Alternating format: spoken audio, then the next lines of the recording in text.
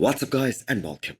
You are watching Fazi Fitness. So let's start this video with the physique update of Rubiel Mosquera aka Nexzilla. I guess we are about to see some posing updates from Rubiel from that same kind of spot where the former Mr. Olympia Brandon Carey always poses. Nathan Diesha used to pose in that same spot as well. And by the way, before we talk about Rubiel, here is another big news for you guys. Nathan Diesha is also traveling to Oxygen Gym Kuwait in the coming week, where he plans to stay for the next few months, because first of all he's going to be competing in Italy in 5 weeks time. And although he hasn't announced that he is officially committed to Dubai Pro, but I am pretty sure that he's going to be doing that show. The last back session in the Blue Lagoon at Mecca, the last one for a few months.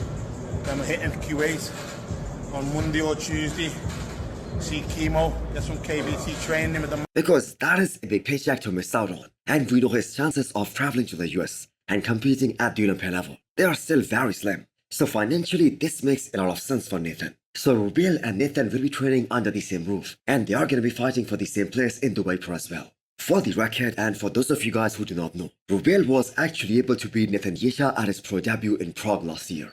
And although I do believe that wasn't the best of Nathan Diesha, but still, beating a guy like Nathan, for a guy who was making his debut, that was a big deal. So Nathan Diesha is also returning to the stage after a much needed break and much needed rest. And it's safe to say that his offseason was way more productive than, for instance, Rubiel Mosquera, because Rubiel was traveling for most part of the season. Plus, I don't think he had any sort of an offseason this time, because first of all, he was planning to do 3 shows: the Arnold Classic Ohio, the Arnold UK, and then the Neo Pro as well. Now, we're not really sure what precisely was the reason of him not doing any of these shows. Maybe it was a visa problem, or maybe it was altogether something different, because we did hear from his trainer Chris Cormier that he was on vacations throughout this time, and he just wasn't ready to step back on the stage so soon. So fast forward to current times, Rubiel has now finally been focusing 24/7 on bodybuilding, especially after arriving in Kuwait. And with Andrew Jack not doing Dubai Pro, that has left the door open for many of these guys, for not only just to win a big paycheck, but also to get their Olympia qualification as well.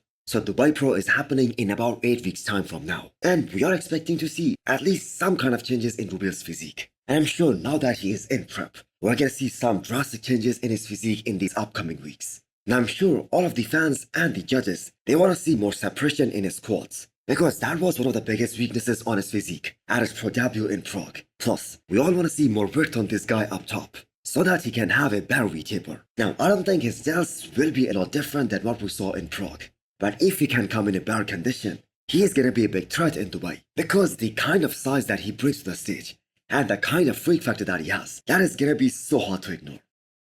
So talk about a guy who is 100% locked in for Dubai Pro and for these upcoming shows is the Iranian phenomenon, Behrouz. So Milos, his coach, was actually pretty happy to hear that Andrew Jack is not doing Dubai Pro, because that makes the chances of Behrouz winning Dubai extremely good. Because not only was he able to beat Nathan Diesha at Romania, but he also went toe-to-toe with a guy like Samson Dauda, and he held his own pretty damn well at that show. So I don't think any of us would be surprised if Behrouz has the same mindset and mentality as the Persian Wolf Hadi Chopin.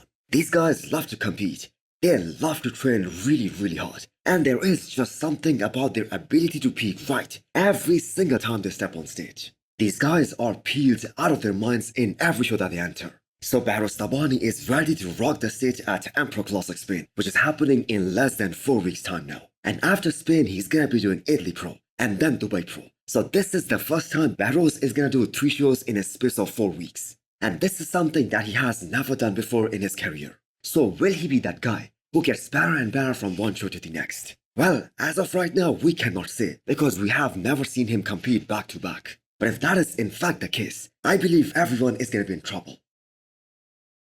Nathan Diesha is the man who needs to redeem himself in 2024, because he was beaten by Behrouz in Romania, and then he got beat by Rubiel Mosquera in Prague. So what do you guys think of Rubiel's update here? Do you guys think he can win Dubai Pro and qualify for the Olympia in his rookie year? The road to Mr. Olympia has begun for the best Brazilian athlete out there in the men's open bodybuilding, Rafael, who is now logged in for the offseason ahead. So I'm not gonna sugarcoat anything. Rafael was kinda lucky to get away with the way he showed up at the Arnold Classic South America. So many of the bodybuilding fans at the Arnold Brazil, they had Tonio Burton winning that show. And a lot of the bodybuilding community out there believes that if this show was scheduled somewhere outside of Brazil, Rafael Buendia would have lost that show. So he himself knows that he was far off in terms of conditioning, especially in comparison to the Arnold Classic Ohio. But let's not forget how good Rafael really is when he is 100% on. He looked absolutely flawless at the Arnold in Columbus. And that is why he was in the solid third spot at that show. The judges even gave him an opportunity to stand next to Samson Dauda, who was the defending champion at that show. And the reason was they wanted to see how much of a size difference there still is between these two aesthetic tall guys. So the biggest question about Rafael's future and how well he's gonna place at the Olympia level is that, is he big enough to stand next to, let's say, guys like Andrew Jatt or Hunter Librado? And the answer for me, at least as of right now, is that he isn't big enough. Although he does have a few more weeks of growth phase before he officially starts the prep for this year's Mr. Olympia. But realistically speaking, Rafael needs at least another year or two to close that size gap. And that statement was actually made by his own coach Neil Hill. I believe he's definitely gonna place better than 10 this year, especially if he brings the same conditioning as the Arnold Ohio. He just has better shape, better flow, better aesthetics than multiple guys out there who finished in the top 10 last year. But do let me know what you guys think. How high can he place? First physique update of the 4 times men's physique champion, Jeremy Buendia, after getting surgery done for his ruptured Achilles tendon. He was bedridden for almost a month, and it's safe to say that he must not have been that regimented with his meals, with his diet, throughout this time. But the good thing is he just dropped 5 pounds during that time frame. So can he make another successful comeback? Maybe he can. But the thing is, he took so much time off from the stage, and all the other guys were on the gas all this time. So it is kinda unrealistic to think that Jeremy is just gonna come back and destroy everyone and be 5 times Mr. Olympia. He was 8th in 2023, but he was very open about the fact that that 8th place wasn't what he was aiming for. He wanted to come back and actually win the title. And he believes if he played right, if he was 100% on the stage, maybe he might have had a better chance.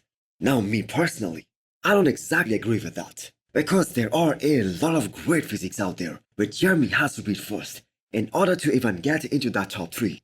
Maybe he should join forces with Honey Rambod again, the man who helped him win 4 consecutive Mr. Olympia titles. And his look in 2017 Mr. Olympia, that was arguably one of the best physiques to ever walk on the men's physique stage. Probably the best physique this division has ever seen. Ramon Dino is in New York because the Pittsburgh Pro champion, Erin Wildberger, is going to be competing at the New York Pro stage in 2 weeks' time. And interestingly, Matt Grego, Derek Lansford's training partner, who just placed 2nd behind Erin at the Pittsburgh Pro, is also getting ready for the battle at the New York Pro. So will these 2 guys again be fighting for the top spot here at the New York Pro? Because apparently both seems to be in a phenomenal condition right now, just a couple of days out of the show. So let's talk about Ramon Dino now. So have you guys ever wondered why the forearms of Ramon Dino are so damn huge? They are absolutely massive. And here is the reason. He's literally pulling the entire stack here, which is insane strength.